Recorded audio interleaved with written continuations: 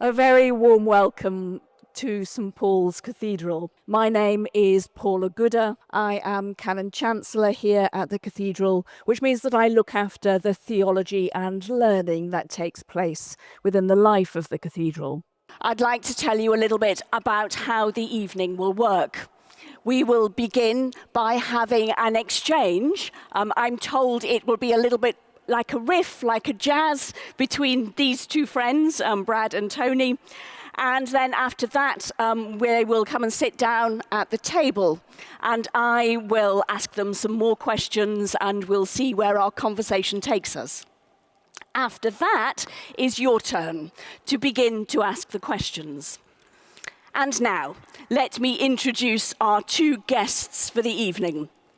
I will begin by introducing Brad, who is sitting furthest away from me. Brad Braxton is President of and Professor of Public Theology at Chicago Theological Seminary.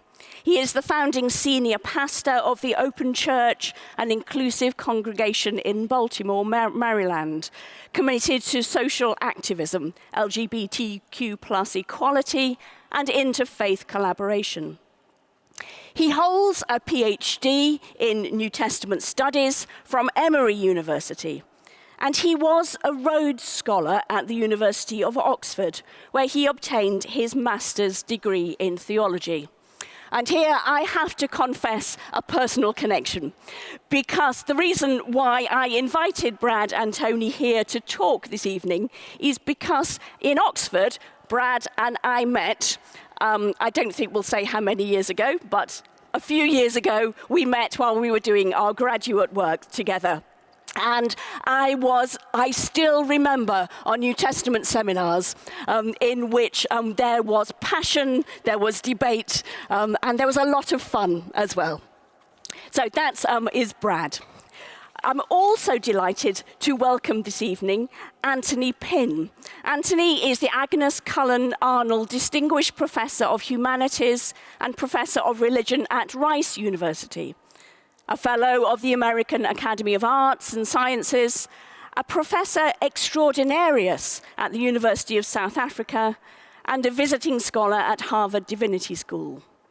His research interests include religion and culture, humanism, and hip-hop culture, which I'm rather intrigued by. We are enormously grateful to both of them for traveling all this way to come and speak to us this evening. Can I ask you to join me in welcoming them?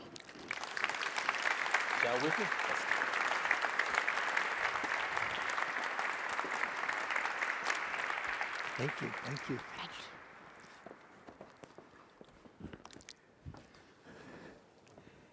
Good evening. Good evening. We believe that two of the sweetest words in the English language, when they are sincerely uttered, are the words, thank you. Thank you, Paula, to your extraordinary colleagues and this community for your gracious hospitality. And thank you for coming out and spending this evening with us. We hope you gather something from our chat, and we're looking forward to engaging you, hearing your thoughts, your questions, and your critiques. Beginning a dialogue like this in a cathedral as magnificent as this causes us to think a great deal about architecture. Will you permit us for just a moment, and we promise we won't belabor it, to talk about the intellectual architecture that allows someone who believes in God to hang out and learn from someone who doesn't? Would it be helpful to talk about the architecture of this project? It's so challenging to think about it now because it's in the rear view mirror, but this really began in those fateful days of 2020. Tony and I were in an event sponsored by the Smithsonian Institution in Dallas. And we just had conversations. We had known each other for years, but in Dallas, we began talking, and one thing led to another. And this was, oh, by the way, January 2020. Little did we know that in the US context, a 6 or 7 week period later, the COVID-19 pandemic would shut our country down.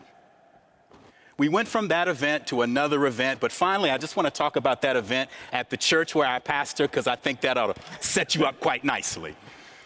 I pastor the Open Church of Maryland. It is a radically inclusive Christian congregation.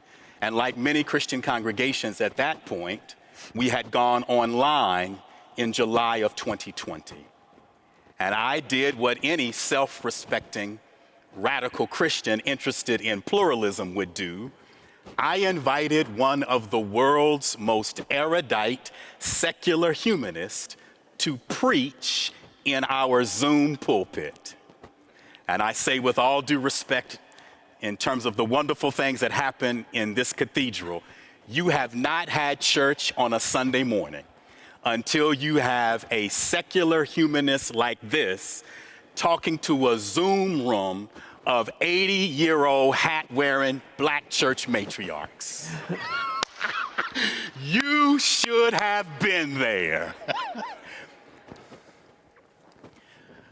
Dr. Tony Pinn, my beloved sibling, did what he always does. He talked passionately and compellingly about his secular humanism to a room full of mostly Christians, and it was simply delightful. And I was converted all over again. Can I use that word with you? I was converted all over again to the reality that the world is made better, not when we explain away our differences, but as my sibling has taught me, when we instead embrace our differences. It's really important to understand how significant that Zoom conversation was. Brad and I are what in the US would be called old heads. We've been involved in the study of black religion for a good number of decades now, 30 plus years. And over the course of that time, there has been limited conversation between those who teach and don't believe and those who teach and sure enough believe. Very little conversation, a great deal of animosity, but very little conversation. And Brad and I recognized that so much was lost. That there were important theological categories and concerns, there were religious developments that really required more than one perspective, but we were committed only to talking to the folks who believed what we believed, thought like we thought, went to the places we were familiar with. And now for me, over the course of these 30 years, a defensive posture was just natural.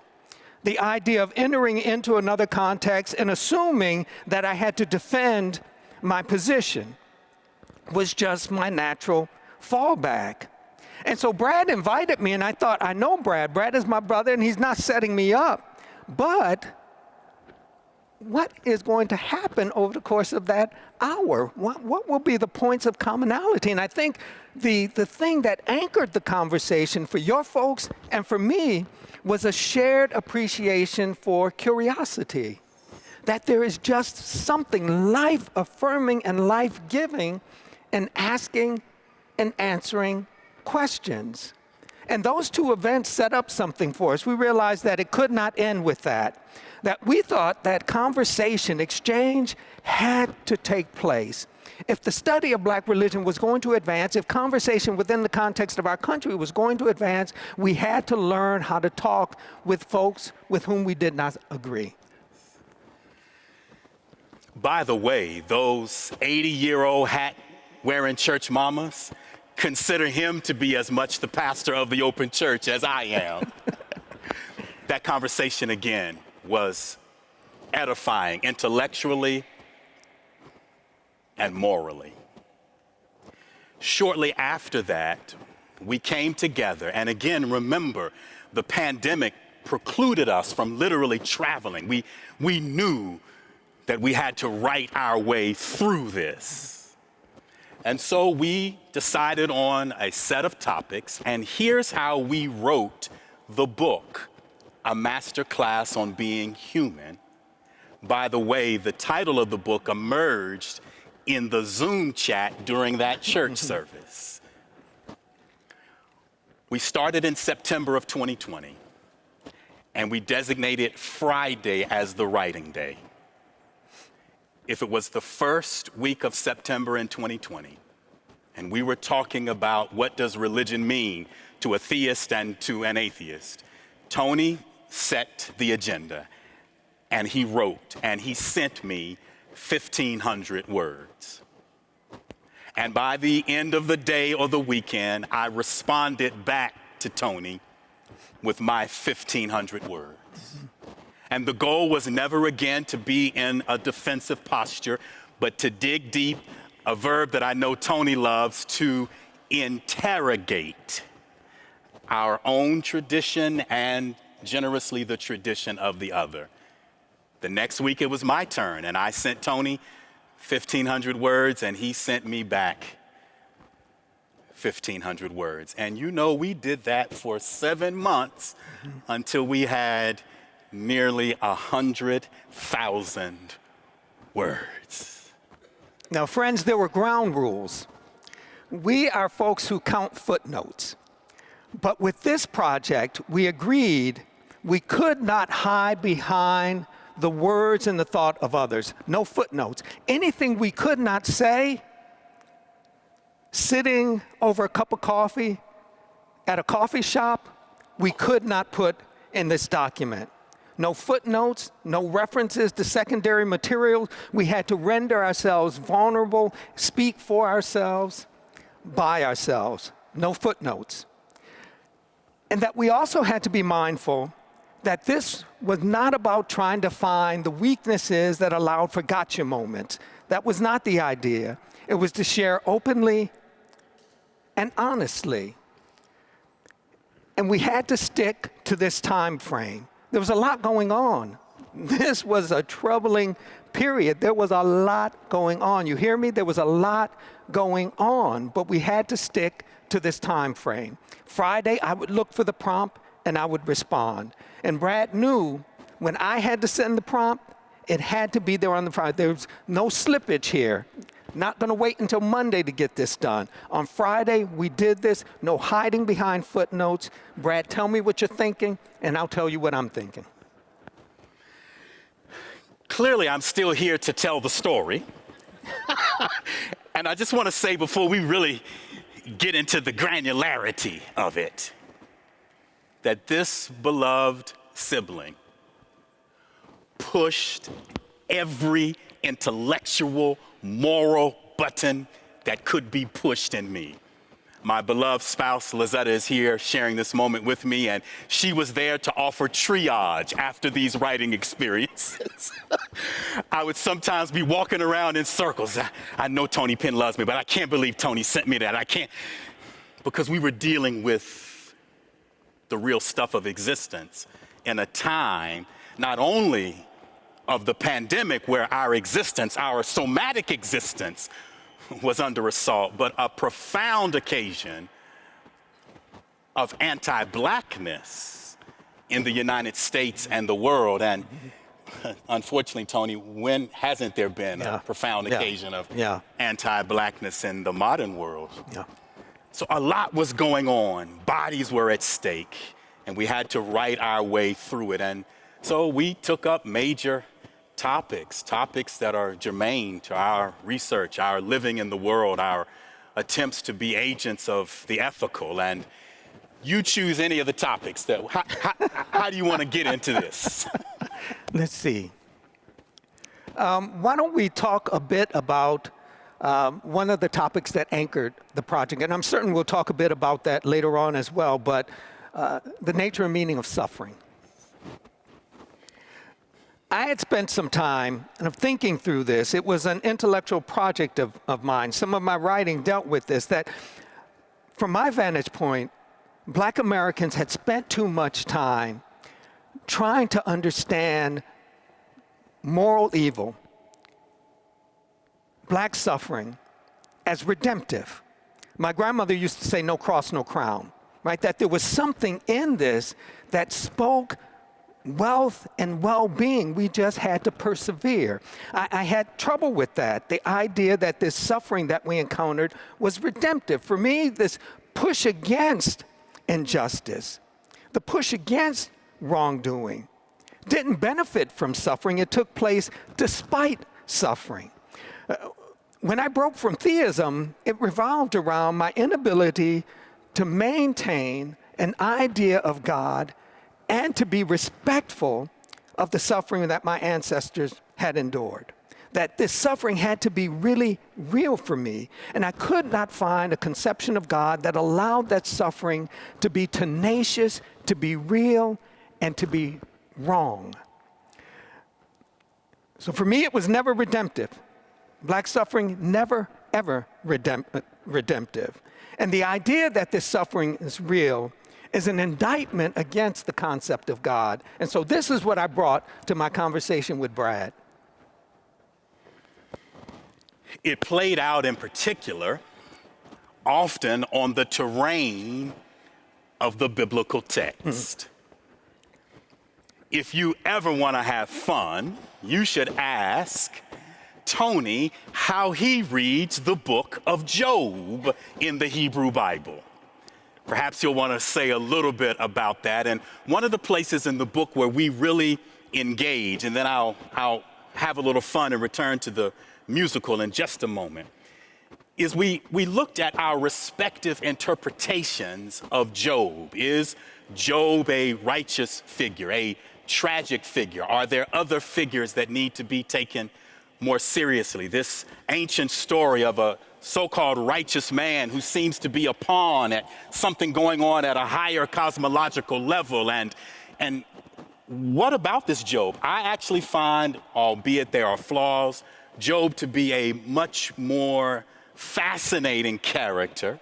While I'm not interested in redeeming suffering, there are parts of the Joban tradition that speak to me. In particular, I do appreciate the contestation of Job, literally in the midst of Job's suffering.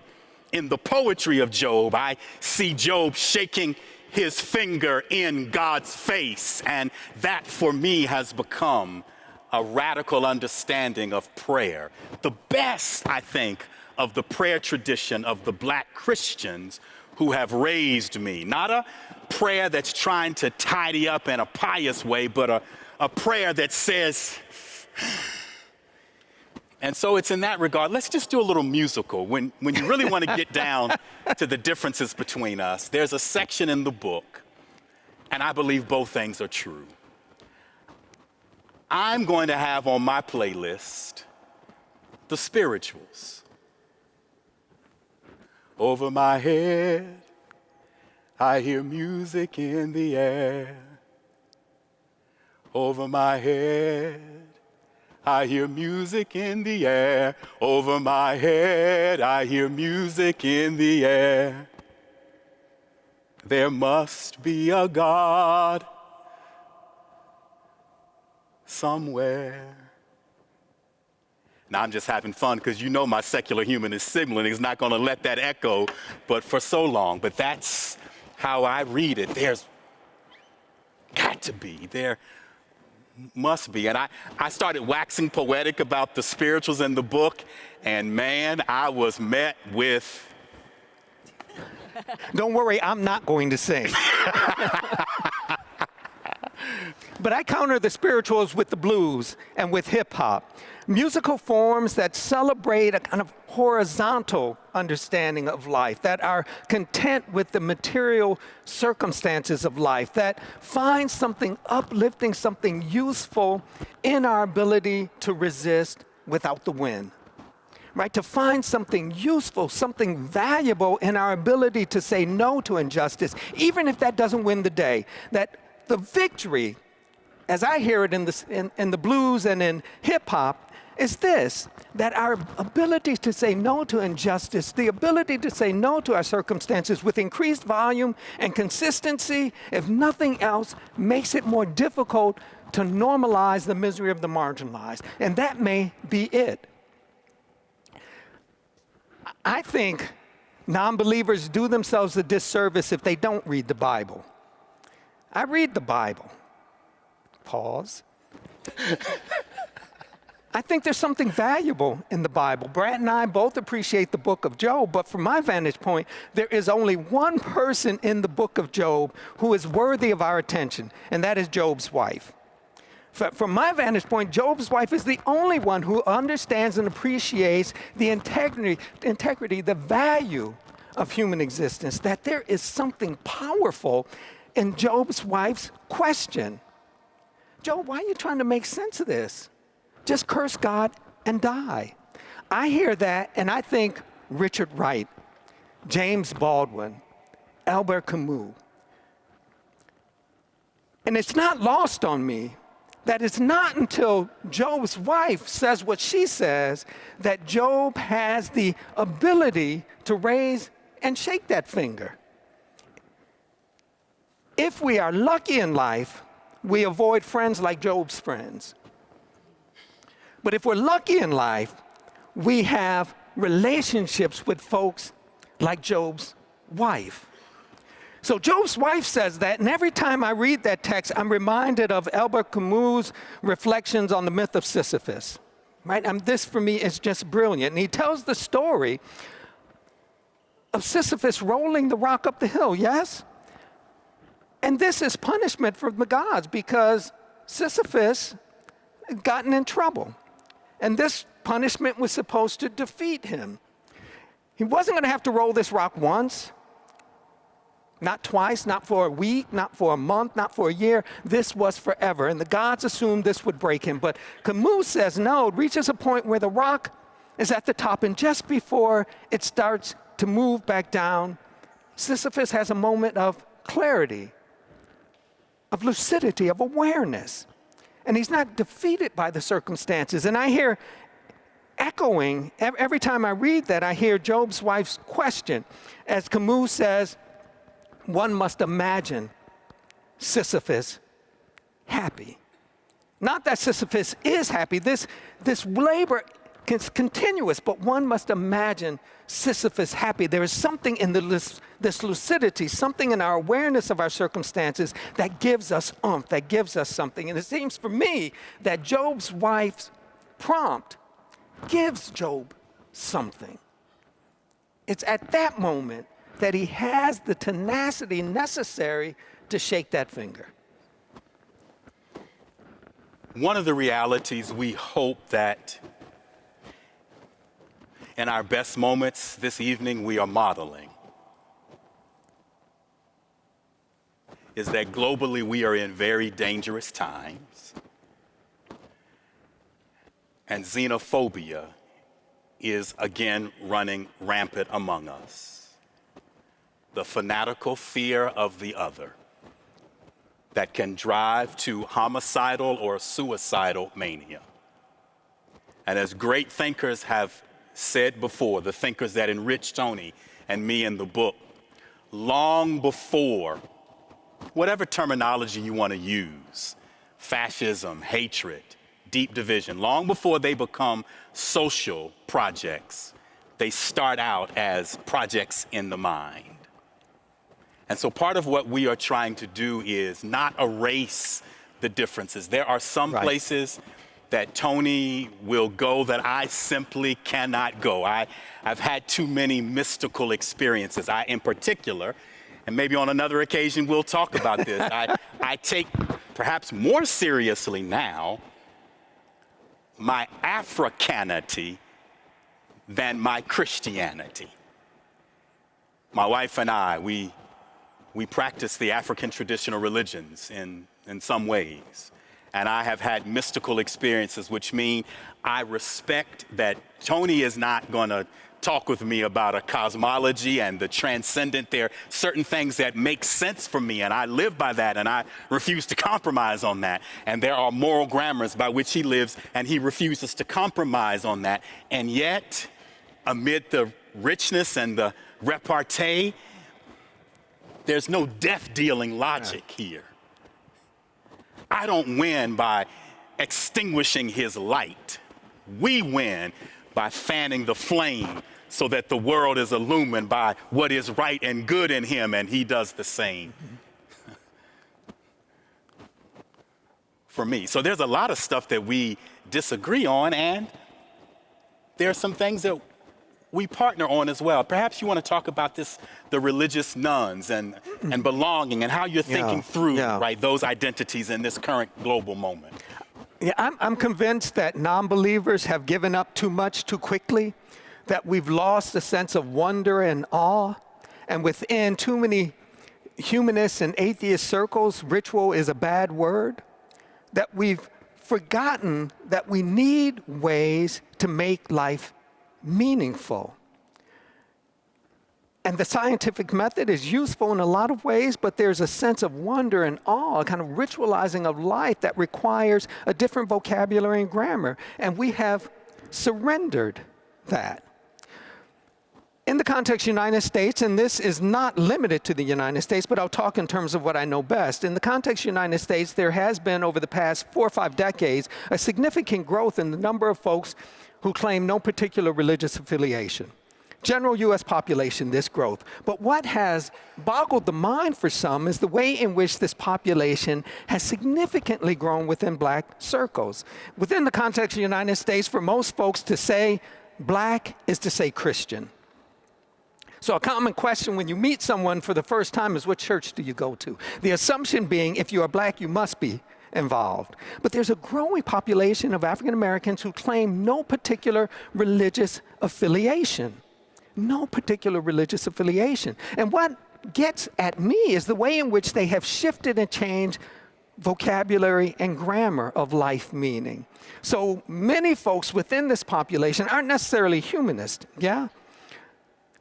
but they twist language. So they will say, for example, they are spiritual and atheistic in their self-understanding. Now, as an academic studying black religion, it takes a while to wrap my mind around this idea that one is spiritual and atheistic, but there is this growing population, and what has been really interesting is within humanist circles, this population has been calling for ways to ritualize life, a way to celebrate moments of victory and ways to mourn loss.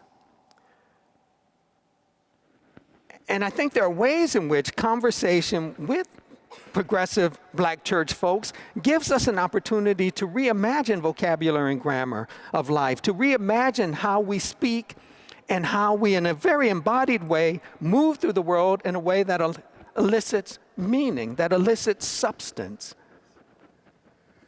So every time we are invited by beloved colleagues to manifest this project, this reality, it is an opportunity to invite siblings, wherever we are, to join us in the creation. And this is language that I so willingly adopt from Tony, that we embrace the opportunity to create a new vocabulary,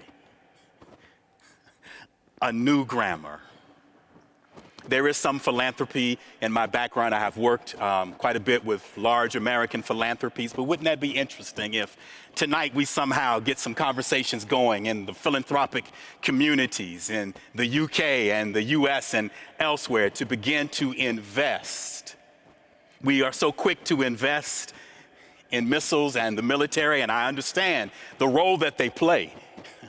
But what if we made equal investments in building bridges and creating new moral grammar, so that people who have no interest in converting one another or siding with one another on their deepest differences, but are profoundly interested in leaving a much better world to those who come after us, yes, there's an opportunity to invest in all kinds of ways. And clearly you have invested with your curiosity and your goodwill.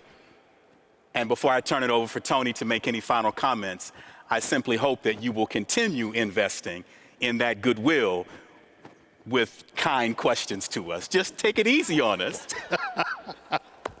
Yeah, start with the softballs, the easy ones, and then work your way. But again, thank you for your time and attention. We're really looking forward to chatting with you.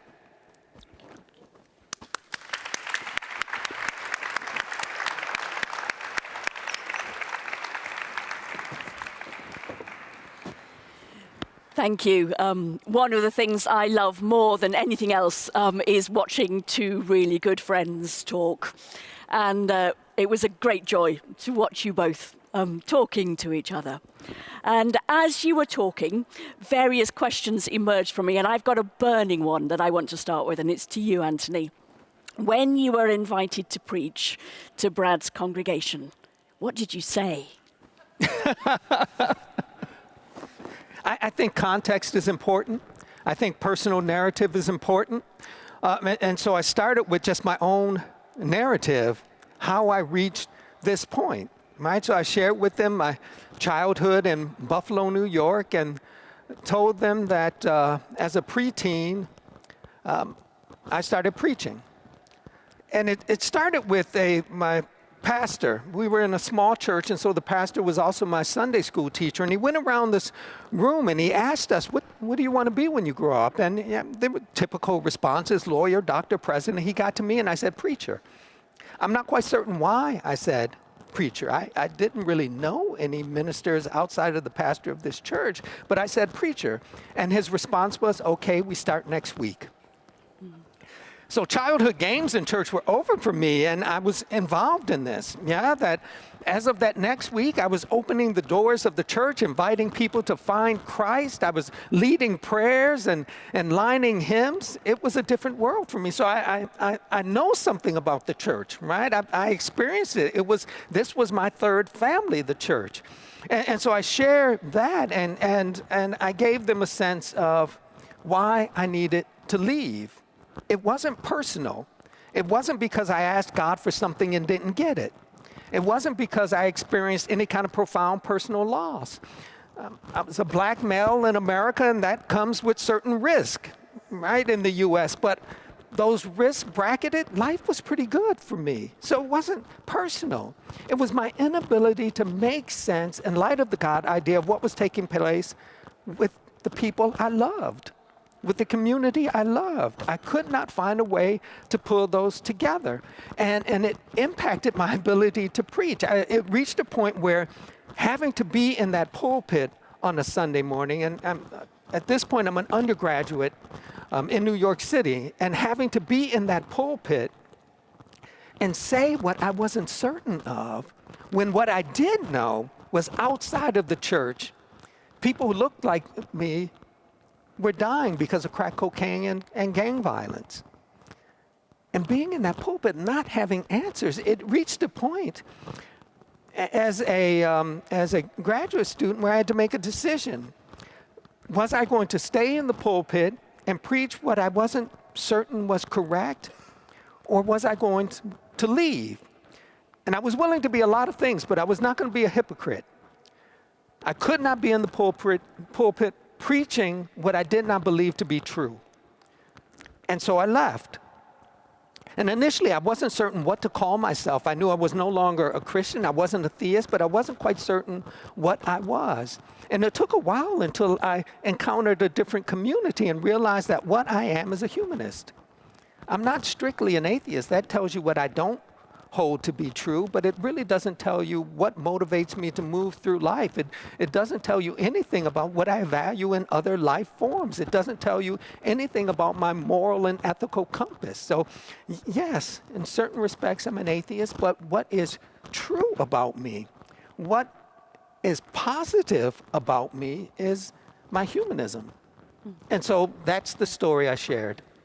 So I was really struck just when you were talking there about that key phrase, what motivates you to move through life. So I wonder if we could just talk about that for a moment. Maybe I could come to Brad in the first instance, because it feels that that's kind of right at the heart of your conversation.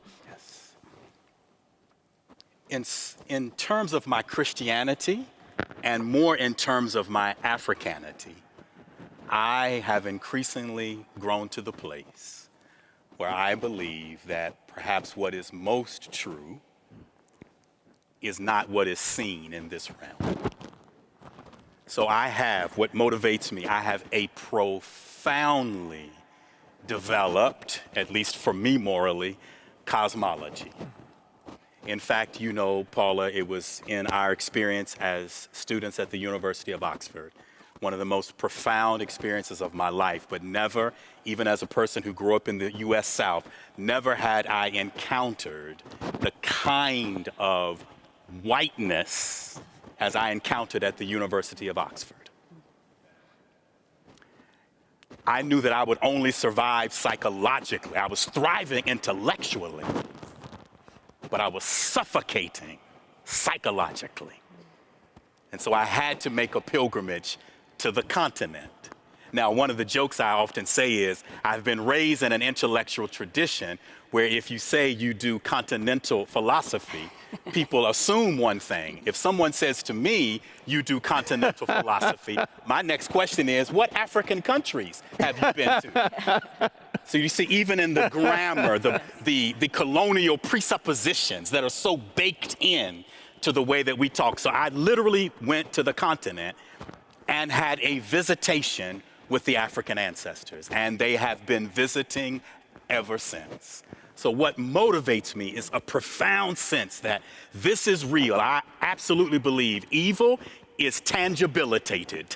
I like that made up word, right? It's tangibilitated. And we must, in the tangible, fight all that resist that which is good. And yet, over my head, all around me, I know there are forces, beings, intuitions, whispers. And so I literally live my life on whisper alert. The spirit, the ancestors. That's what motivates me. Yeah. Can I ask you the same question? Certainly, certainly. I think Brad and I share an appreciation for the ancestors. And for me, it's this recognition of this expansive community that includes the ancestors. It's this sense of community that provides a humbling mechanism. So I avoid the idea of humanism that entails the human as the measure of all things. This makes me uncomfortable for a variety of reasons. We need a humbling device, and for me, it's this expansive sense of community. I am one within the context of many.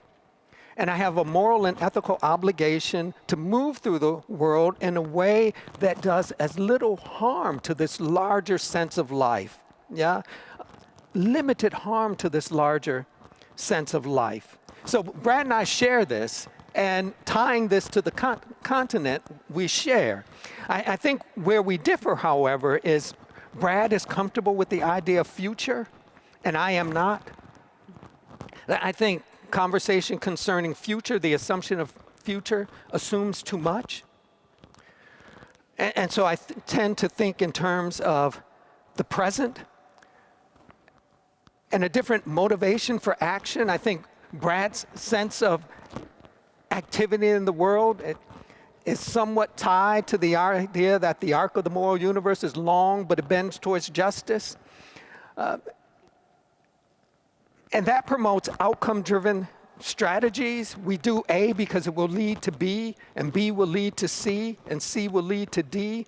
For me, I'm willing to say the arc of the moral universe is long, but that's where it ends. That I don't find anything in our collective history that justifies the assumption of future. That we do this work in the present. Why? Because we can. I also think that this idea that we do this work because we can regardless of what the outcomes will be, right? It's likely that this will not make a difference. And I'm motivated by something that W.E.B. Du Bois, this great intellectual, right, one of the founding figures of sociology, says in 1962 before he leaves the United States and goes to Ghana. Now, mind you, he was a major player in the cultural and political, intellectual development of African American communities, right? His understanding of race still guides us in the 21st century.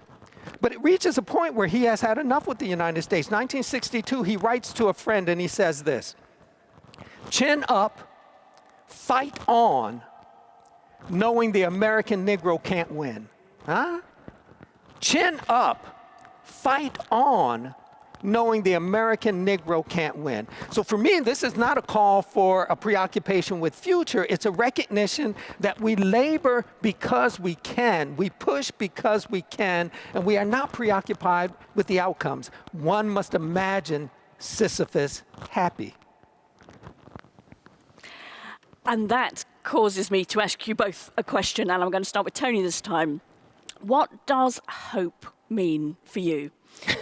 Because that's often the way in which Christian atheism is, that is the assumption of Christians is that atheists do not have hope.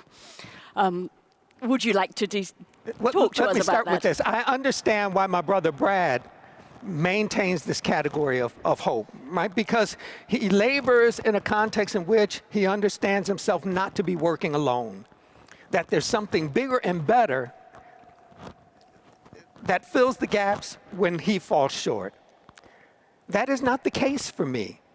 I understand us to be laboring alone, and our track record is not very good.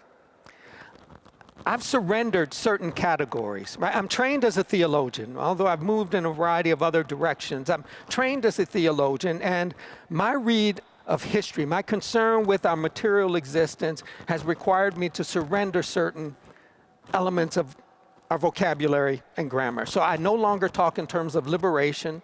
I don't talk in terms of future, and I don't use the language of hope. Rather than hope, I talk in terms of the persistence of possibility. For hope, hope for me assumes too much. It's too grand. And it isn't mindful enough of the tragic nature of our collective history. We get this wrong over and over again, and we find easy ways to justify the brutalization of populations, yeah? We are perpetually frightened by difference.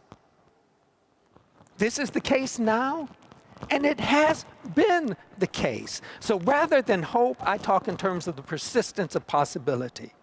Yeah, that we have the space, the time, the resource, the creativity, the imagination to do, to push. Not because we think that push will mean something, but simply because it's what we can do. So I've surrendered the language of hope, the language of future. So Brad, have you surrendered the language of hope? Heaven not. I can't say what I was going to say because I'm in a cathedral, you see.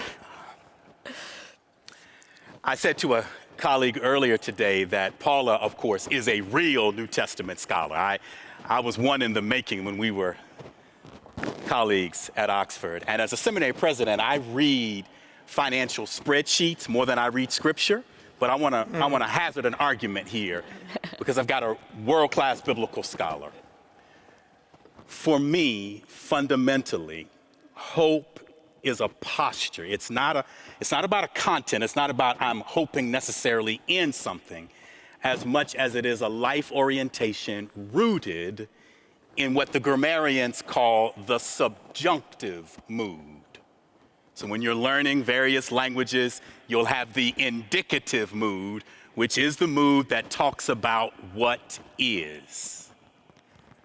I have been captured by the subjunctive mood, the mood of possibility anchored in present and future. So for me, future still makes sense. For me, the way that I read it, tragic though it is, as I think about our kind of context in the U.S., it's, again, a very troubling time.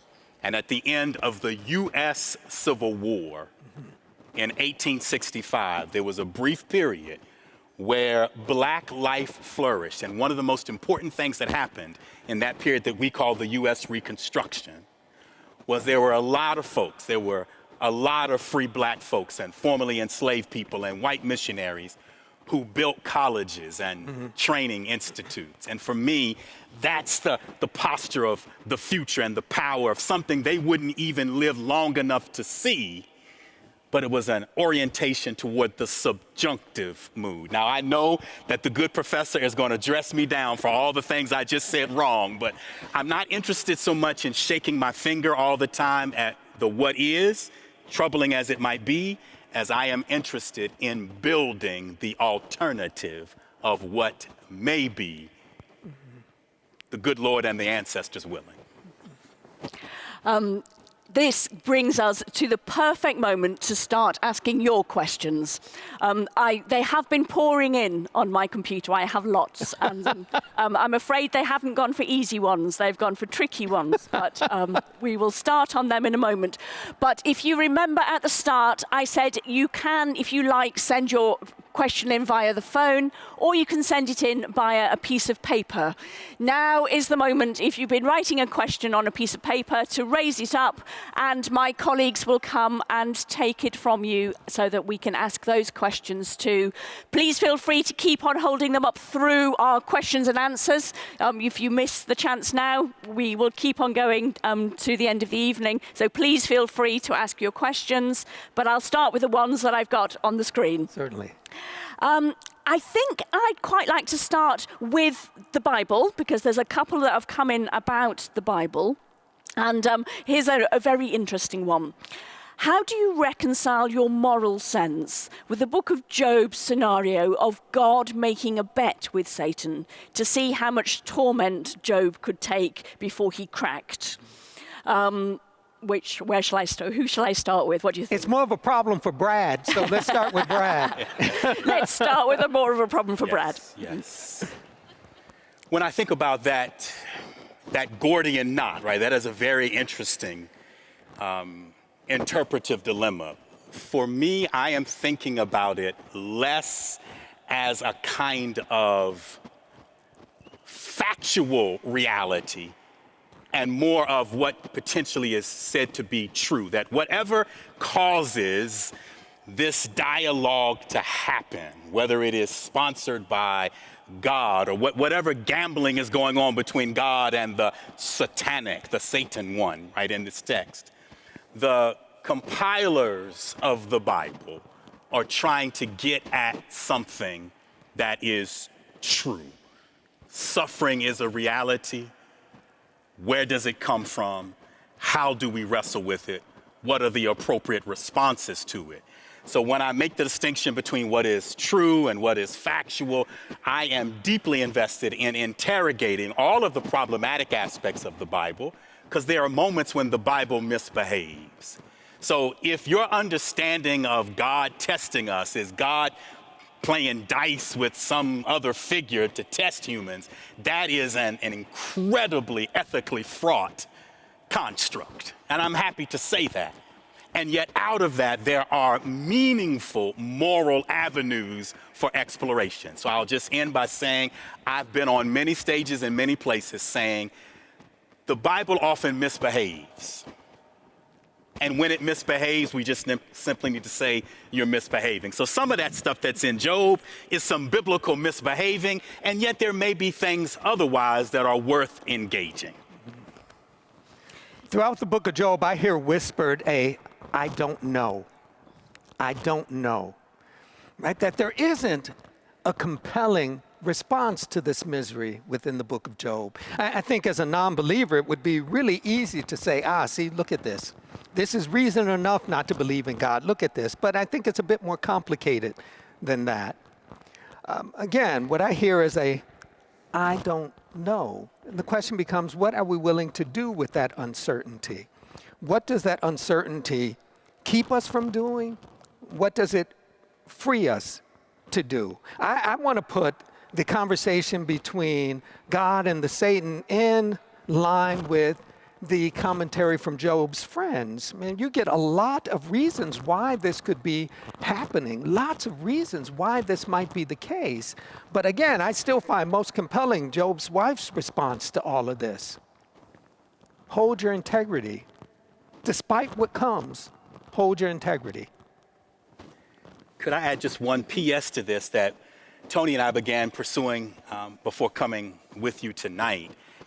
Just as I am interested, for example, in interrogating the God of Job, even though I think there's some interesting things going on in the prose and poetry of Job, what I want to say, particularly in this moment with siblings and another context in the world, is as a radically progressive Christian, it is vitally important for me to identify that there are a lot of Jesuses running around the church, and most of them are lethal and have nothing to do with my understanding of that field preacher from Galilee. And just one other thing on this. One of the things that I have found most troubling is the way in which, not Brad, certainly not Brad, but a whole lot of black preachers preach the book of Job. They move so quickly to Job got new stuff. And they don't linger over loss. Yeah. Right? There's no lingering over loss. And there's another element. Job's not the only one who lost stuff. Job's wife lost everything Job lost. But it goes unrecognized in this account. Yeah? But in too many black churches, they counter their own assumption of justice and inclusivity by one, moving too quickly to go, Job got stuff, and ignoring the voice of his wife, the kind of complexity that his wife offers. And so for me, it's no mystery then that so many black churches continue to struggle with issues of gender. They continue to struggle with issues of class. Yeah, and the thing I hate most about the book of Job is the ending, where, you know, he loses his children at the start, and at the end they go, and he just had some new ones. As though that's an answer to anything. Yeah. So, someone is wanting to be a little bit challenging, and I think it's an interesting way to be challenging, which is to ask you about Paul. So you have done some really interesting explorations together on the book of Job. What would happen if you talked together about the writings of the Apostle Paul, do you think? Oh, how delicious a question. How delicious. So let me offer just a couple of avenues maybe forward. So one place, right, as someone who has spent 30 years of my life trying to figure out Paul, and I'm waiting for Paula to tell me the answers. One of the places where I think for me there would be a lot of energy and I would be open to Tony's critique is increasingly I am reading Paul more through Paul's mysticism. And so the mystical cosmological language that I use is profoundly Pauline.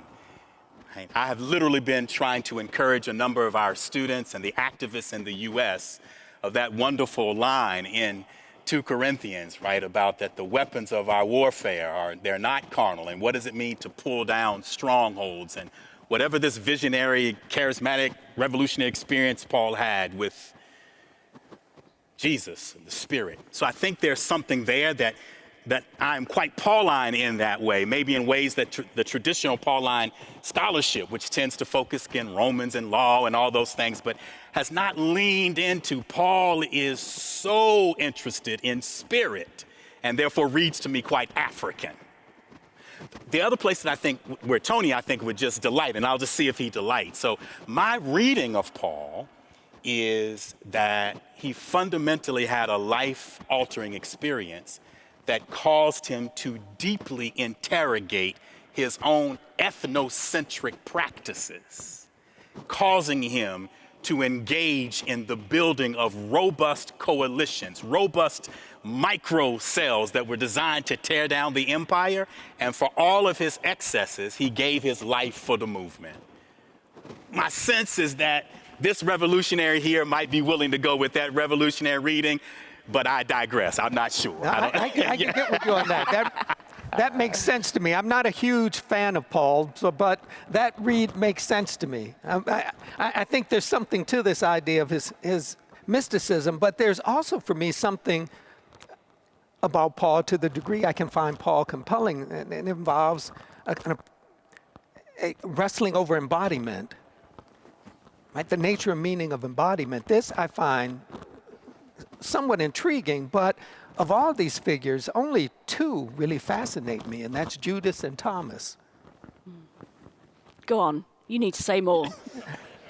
I think Judas gets a raw deal as far as I'm concerned, that Judas is encouraging Christ to do exactly what Christ said he was going to do. I can't be mad at Judas for this. Right, that Judas is trying to initiate the kind of transformative activity that Jesus says he's all about. I can get with that. Thomas, why should Thomas believe Peter? Can you think of a good reason to believe Peter? Isn't this the dude who runs off? You're going to believe Peter? I can understand and I can appreciate Thomas saying, no, for myself. I think there is something about this concern for experience and materiality that would be useful for us today. No, for myself. Thank you. A secular humanist who knows the text that well. Wow. One kind of just moving in a slightly different direction now. Do religious views in the modern world become so literal that they have forgotten the meaning of unconditional love? And are people becoming more atheist from an orthodox God and embracing true essence, which is true love? Go on, I think maybe you first, Anthony. I think there are a lot of people who are wrestling with alternate definitions of religion that have moved away from our traditional understandings of religion and think religion more as a kind of nebulous concern with the fundamental questions of human existence. Who are we? When are we? Why are we? What are we? And that they find within the community of the like-minded ways to discuss and to practice based upon those concerns. So I think about religion as a quest for complex subjectivity. That is to say, religion is really our effort to come to grips with these fundamental concerns about our existence. That this stuff that we typically understand as religion, the rituals, the doctrines, the locations, these are the historical residue of religion. They are not religion. They are what's left after religion. And so I think there are lots of folks who are willing to move away from traditional understandings because they have not served them well. That these traditional understandings of religion have required a surrender of too much and a move towards that. And for some, perhaps this is constituted by love. I think for others, it's a matter of celebrating imagination and creativity. And for others, it's simply a recognition of commonality. How would you respond, Brad? Moves away from very literal and fundamentalist readings of religion, Christianity in particular. I celebrate 1,000%. And I simply say in this grand cathedral, God be praised. For my sense of the religious is, it is often most potent in a positive way when we free it from its prosaic moorings and we allow it to do its poetic work. Was it not Langston Hughes who said that poetry has atomic power in it? There's so much energy in poetic understandings where you don't engage in what one black scholar of preaching calls the heresy of exactness. I need a religion that allows me to move around a little bit in poetic ambiguity. the ambiguity that says, I've spent the last 5 years of my life being morally tutored by someone who doesn't believe in God. And for the literalist crowd, if that sends me to hell, put me on the express train, because I would rather spend time in hell than a narrow heaven. There's a question here that is particularly for you, Tony, but I think Brad may want to chip in. For an agnostic, what does evil mean? For an agnostic? Yes. Well, and you might want to say, I'm not an agnostic, but so respond however you like. Let me put it this way. I think within the context of our world, we push for what is better, but we want a different type of society, but this ideal society we can't really name. We can't do this in positive terms. We don't have ample examples. We have to do this by negation. We know the kind of society we want, the collection of life we want, cannot involve homophobia. It cannot include sexism. It cannot include racism, right? We know the cannots involved here. I would think that for an agnostic, as it is for a secular humanism, evil is that which diminishes life. It's really that simple. Nothing else to add after that. It's that which diminishes life. And would you like to chip anything else in? I would just like to do this, and this is part of my ongoing attempt, since Tony has named so clearly these commitments that we share, particularly around the dismantling of the patriarchy, for example, and the heterosexism that are so much a part of so many forms of Christianity, particularly in the U.S., in our context, is that Emily Towns, one of the great ethicists of our day, has a great understanding of evil, where she simply says that evil is a way of talking about a society's ability to consistently replicate misery and suffering. And it's helpful for me because I think so often conversations about evil, they get pitched in levels that absolve ethical responsibility of people. And so for me, when I think about Paul or Jesus or the cross, so literally when we do the words of institution, when we serve community, we are a very low church, folksy, kind of digital first community. So the words of institution often at the open church, where I am the founding pastor, are no more of this. We want a world where there are no more crosses. We want a world where there are no more cross makers.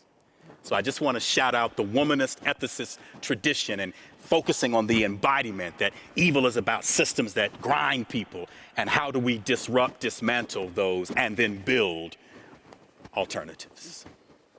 Now I'm going to move on now to a clutch of questions about the project itself and how you've been working together. This one is a really interesting one. How do I belong ethically as a witness, not an intruder, to stories that move me but are not my stories? And I think you could take that in slightly different ways. Brad, would you like... One more time? Yes, it's a complex question, but it's a very interesting one.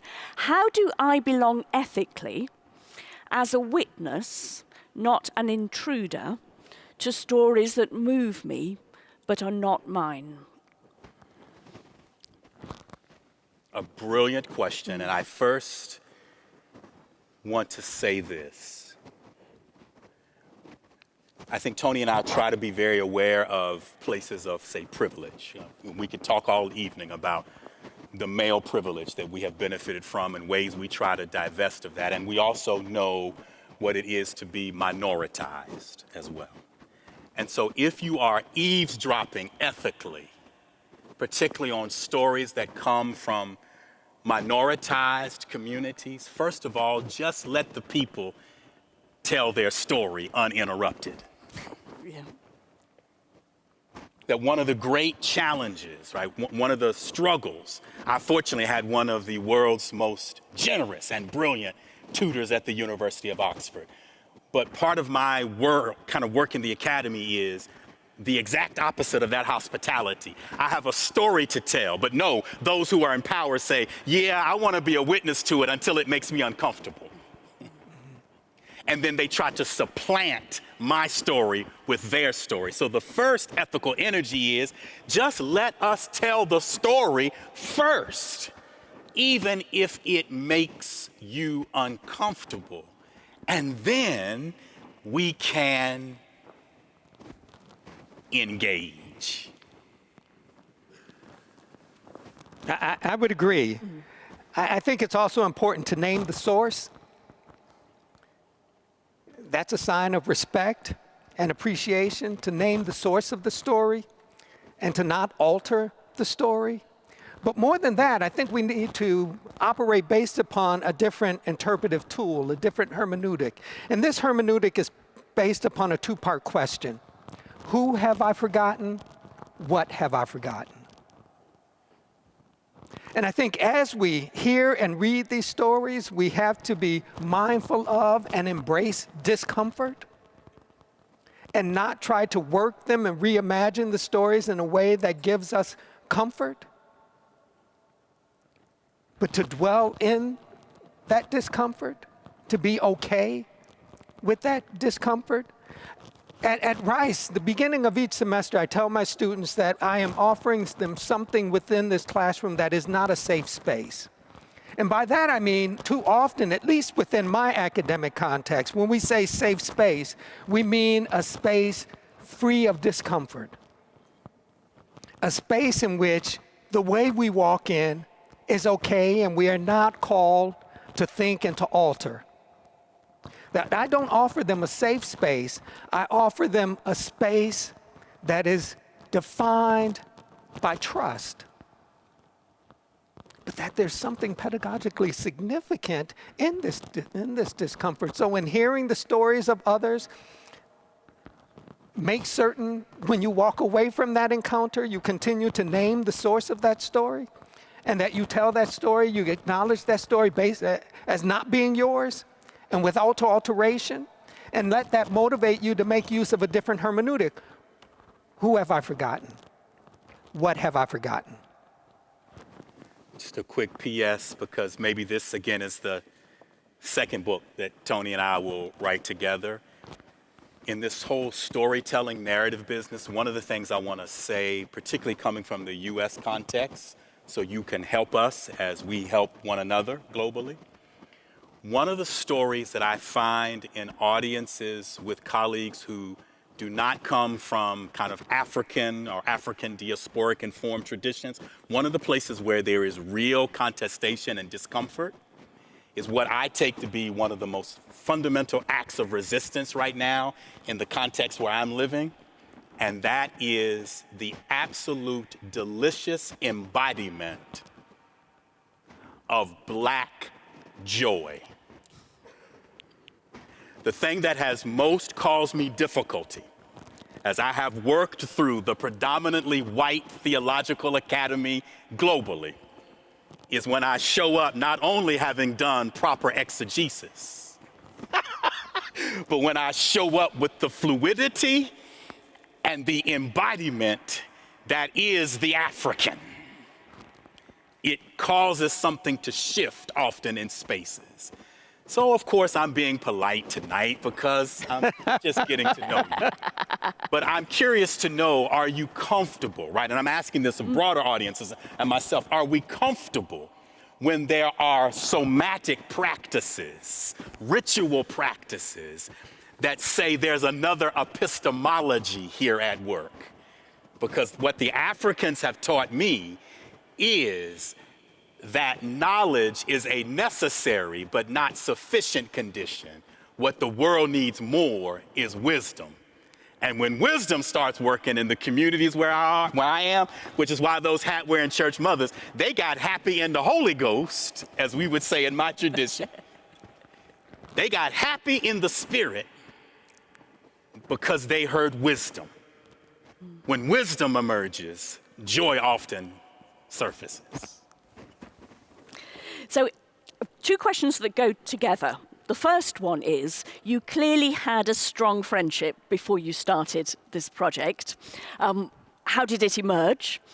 And did you trust each other deeply before you started?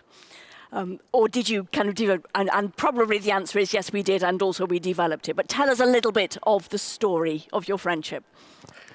I'll start with the second question first.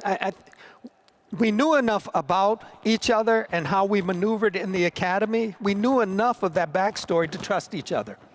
Right? So we went into this project with trust, period.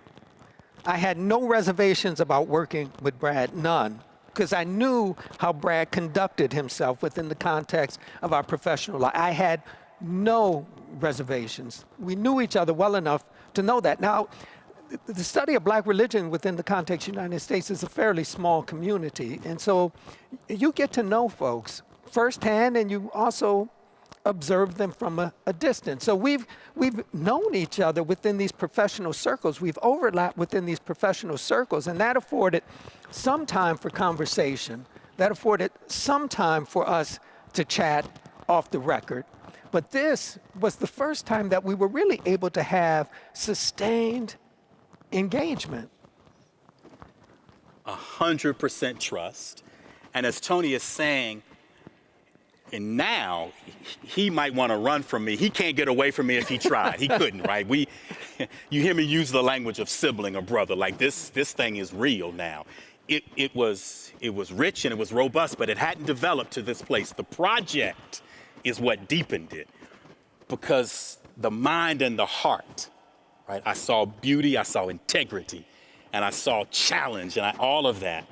And so one of the things I'll just say here, we say this in the preface of the book, right? That this is for us about legacy, right? We are men of a certain age. We like to think we've got some decades still ahead of us, but this is about legacy. But one of the things, like I'm not trying to check out prematurely, but should I run ahead to whatever is next in the afterlife? My wife is here. You got to say something over me, man. You know what I'm saying? Like, this is how much I value him, right? That whatever the meaning of my life is that Tony and what he represents morally, that's how thick this thing is now, and the witness. But it grew on those Fridays. And I don't want to say Friday too much because I may have a flashback, man. Those Fridays in 2000, yes. Yeah, we trusted each other with the topics, the concerns that mattered most to us. This question came in separately, but I think is connected to that one. Can you tell us one thing that you've changed your stance on as a result of your conversation? Or, I suppose the other half of asking that question is, have you changed your stance on anything? Or are you now even more convinced by your position than you were at the start? I think one of the things that became increasingly clear for me over the course of those months is how defensive I had become. I really wasn't aware of it.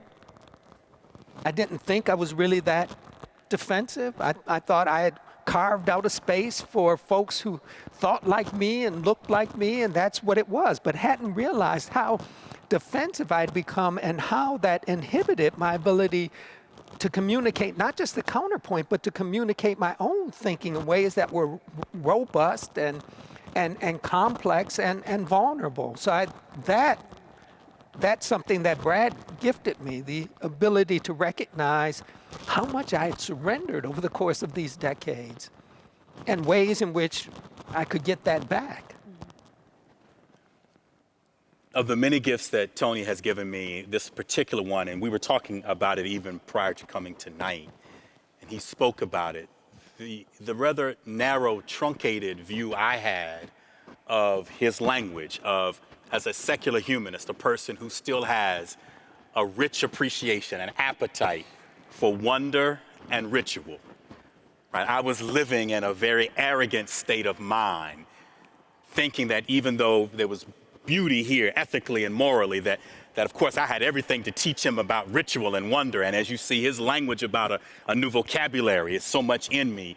And so, for example, I would just love to think about, before we end whatever is this existence for us here, is that there are literally some codifications of new rituals that folks who are trying to engage the world and bridge differences like us, that we can lean into. So he's helped me to renounce some of my own arrogance around thinking that those of us who are theists are the only ones who really have an appreciation or an appetite for that. And now I want to move into questions about how we do some of what you've been doing. The first one, I think, is a really relevant one for today, which is, how do you recommend that we have conversations with friends who don't seem interested in dialogue? The point is that you two are interested and you trust each other. What happens in a context where whoever you're trying to talk to isn't interested in dialogue because they know they're right, so there's no point? Allow me to begin with something that I learned, and hopefully this helped what Tony and I attempted to do. I've been very involved for decades now in movements as a cisgender heterosexual man in creating a world where there's a rich appreciation for LGBTQ moral and civic equality. And one of the things that we've done in the US context that involves, say, Black Christian communities is we respectfully realize that there are some persons with whom you can never have the conversation. Mm-hmm. And part of the moral task is with a sense of humility, because you don't want to become ossified in your own positions. You just have to relinquish some things. And much of the movement work that I have done has been focusing on folks who are at least open to being moved. But the notion of trying to continue to engage when there is no prospect of real movement, like you feel it in your bones, and that the other person is literally wishing me to disappear, I'm not sure that the ethical grounds are there. And we say this in the book, that there's some conversations you're not going to be able to have. And you just need to call that for what it is and move forward to those who are willing to go on the pilgrimage. And be okay with that. Yes. Here's a really interesting one. As a young person who is concerned about the rise of racism, how can I talk about these ideas with my friends, says the person who's asked the question. Which ideas? I think the ideas of dialogue and mutual respect and...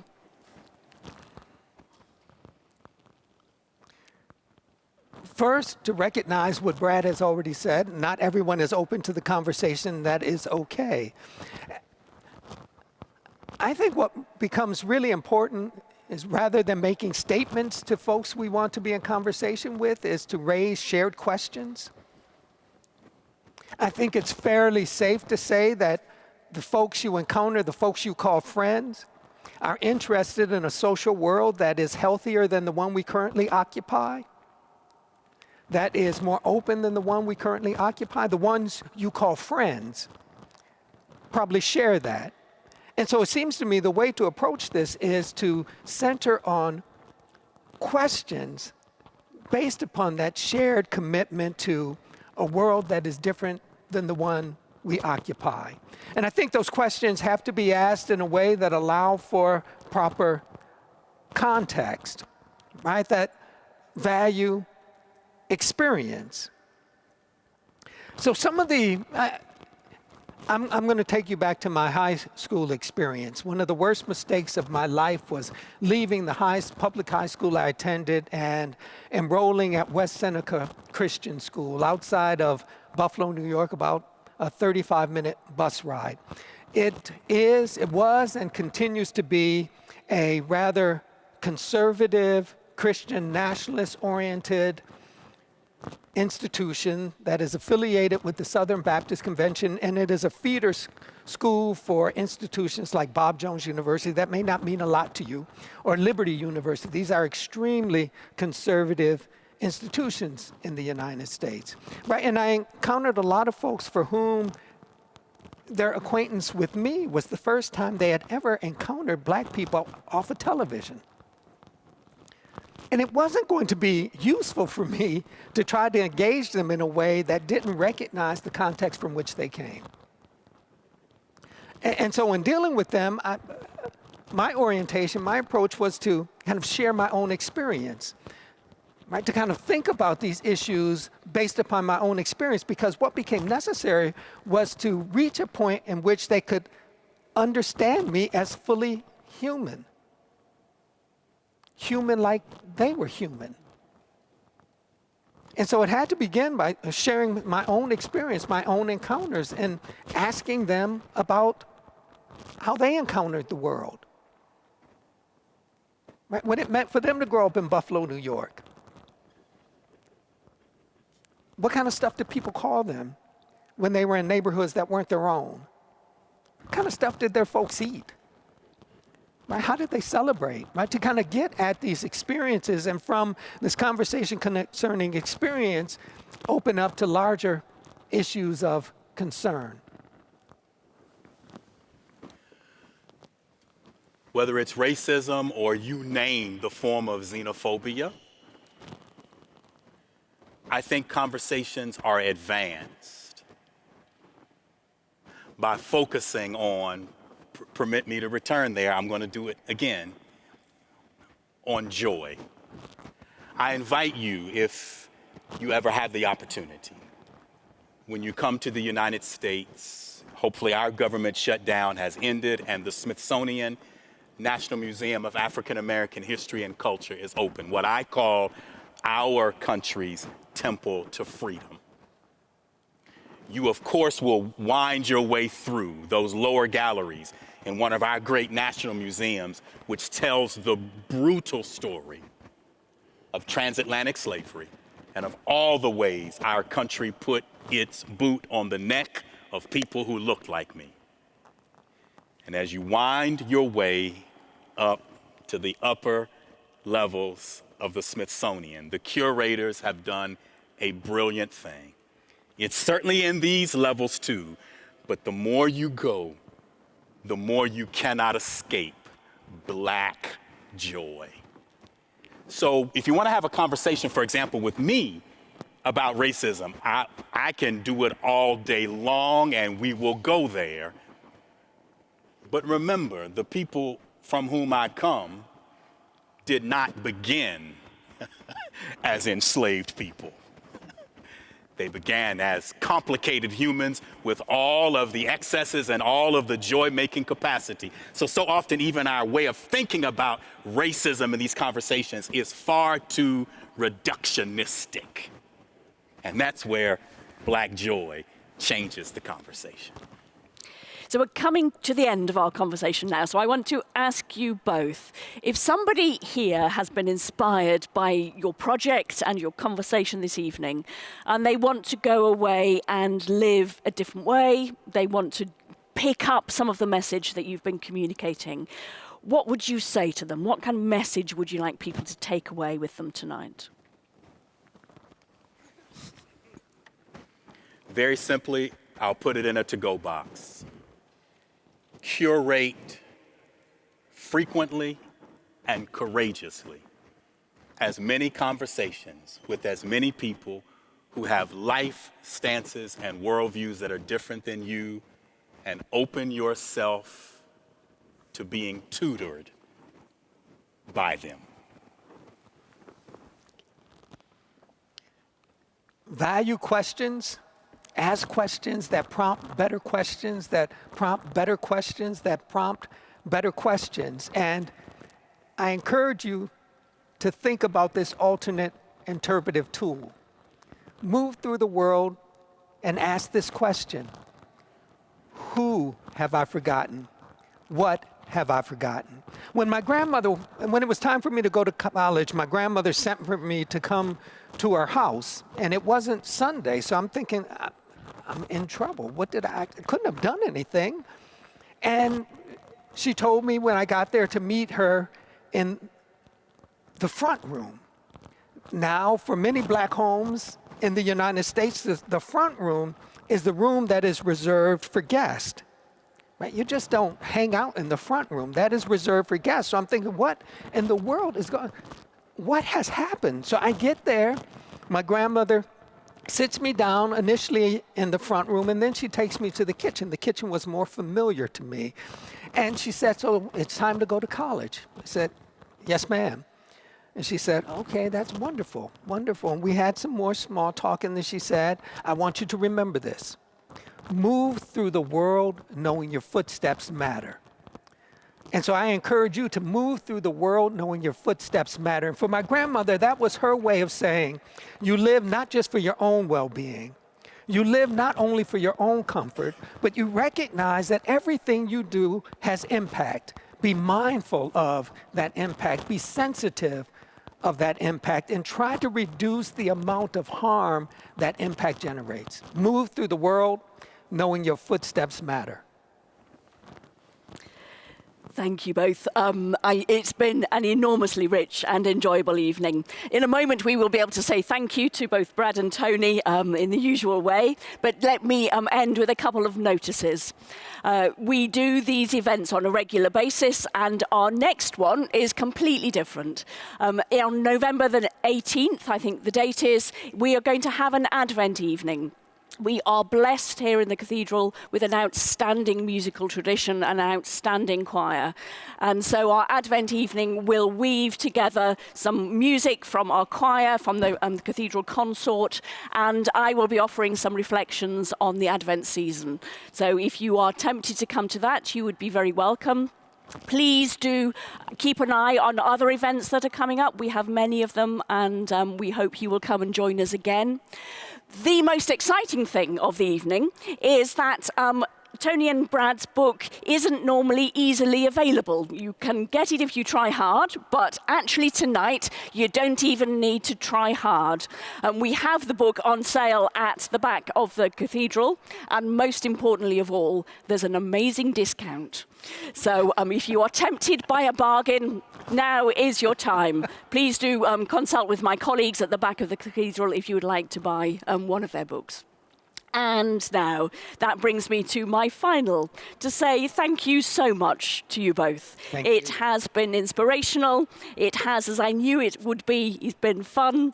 It's been absolutely fascinating to hear your conversation. Thank you for sharing it with us, and please do continue with your inspiration. But thank you. Thank you.